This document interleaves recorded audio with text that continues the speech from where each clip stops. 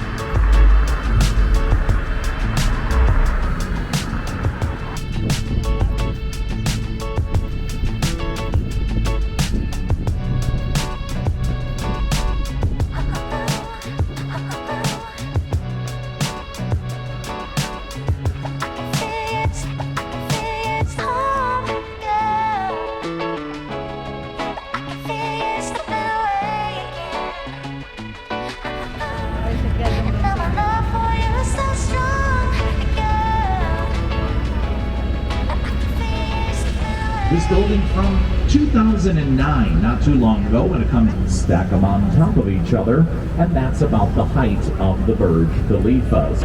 Corn on the cob.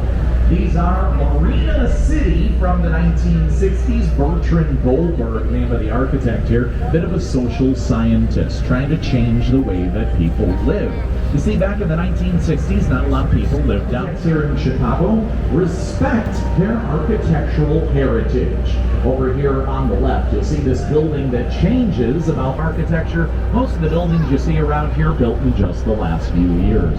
Wolf Point's the name of the part of the river where the main branch of what we're on meets up with the south and can get out to the Atlantic Ocean, New York, and beyond. That makes Chicago the beating heart of the United States. Everything's coming in and out. Harry knew we would get around to cleaning things up, and now that we have, these are multi-million-dollar units down here on the river. About it used to be their corporate headquarters back in the 70s. Again, adaptive reuse. It's a great idea with something like Amazon today, but on Amazon you can see photographs of what you're buying. You can see these buildings are built to sway in the wind, right? It's not till the 1950s that architecture gets a reboot. Take a look at the next two. You'll be all set for our quiz later. Now, we use 7 neighborhoods in Chicago, and so they've already...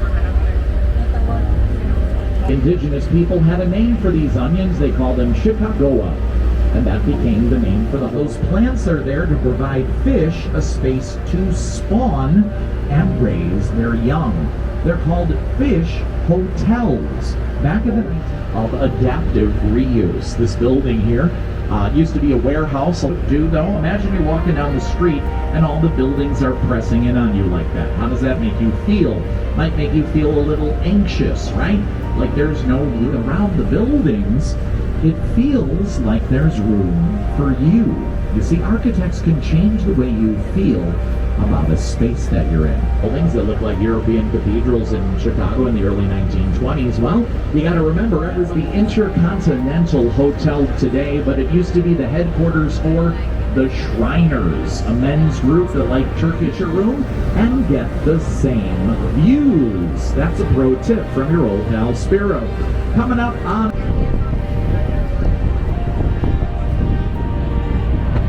stripes, 4 red stars. It's hanging off the front of the boat, as a matter of fact. Everything on the flag stands for something. The 2 blue stripes are why the city is here. They represent the lake and the river.